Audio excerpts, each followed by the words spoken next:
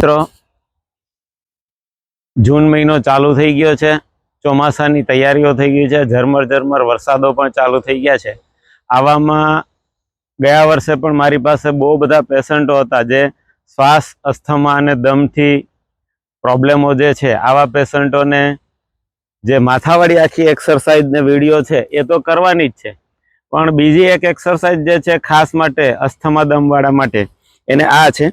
આવી રીતે બે હાથ સીધા રાખવાના છે અને એકદમ રાઈટ પોઝિશનમાં ઊભું રહેવાનું છે અને આ રીતે એની એક્સરસાઇઝ કરવાની છે।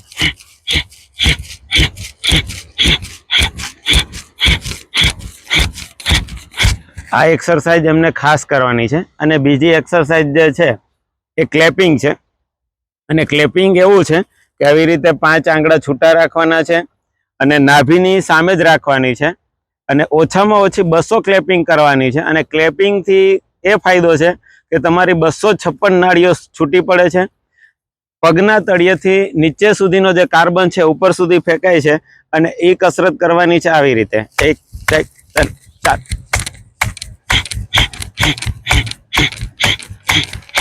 થાકી જાઓ તો શાંતિ રાખો, થોડી પાછી શરૂ કરો, પણ કમસે કમ 200 ક્લેપિંગ તો હોવી જ જોઈએ। અને ક્લેપિંગ એક એક્સરસાઇઝ એવી છે કે કોઈ પણ રોગ માટે થઈ શકે છે અને આના માટેની એક સીધી સરળ જે ઔષધિ છે, જે 80 વર્ષના લોકો હતા, બધી જ દવા ખાઈ ચૂકેલા હતા।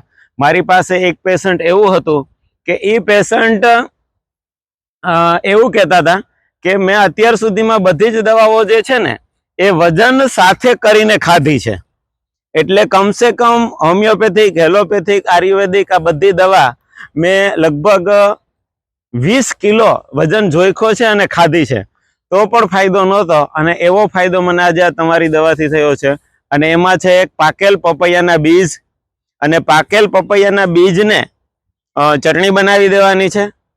સીધું જ પપૈયું ખાઈ પણ શકાય છે અને એ પપૈયાનું આખું મેં મૂકેલું પણ છે।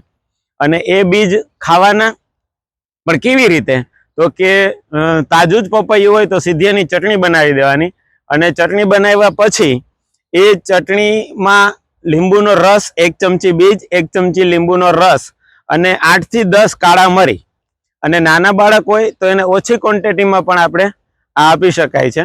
અને આ કરવાનું છે, દિવસમાં 2 વખત લઈ શકાય છે વધારે પ્રોબ્લેમ હોય તો। અને આ એક્સરસાઇઝ 100% તમને બેનિફિટ મળશે।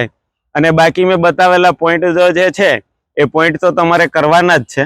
અને હું 1-8 થી ત્યાં પાછો સુરત આવી જાઉં છું, અને ત્યારે પણ કંઈ પણ જો તમારે પોઈન્ટ કરવાના હોય તો એ પોઈન્ટ કરવા માટે આવી જજો। અને અત્યારે હું કેનેડા છું, અને કેનેડા પણ આપણા કોઈ પણ આવા રિલેટિવ કસ્ટમર, રિલેટિવ પેશન્ટ હોય તો એ પેશન્ટને મારું એડ્રેસ આપી શકશો। મારો મોબાઈલ નંબર મેં અંદર મેન્શન કર્યો જ છે, અને એ મોબાઈલ ઉપર મને વોટ્સએપ કરી જાણ કરે અને એ સ્વસ્થ બની શકે એમ છે। જય શ્રી કૃષ્ણ।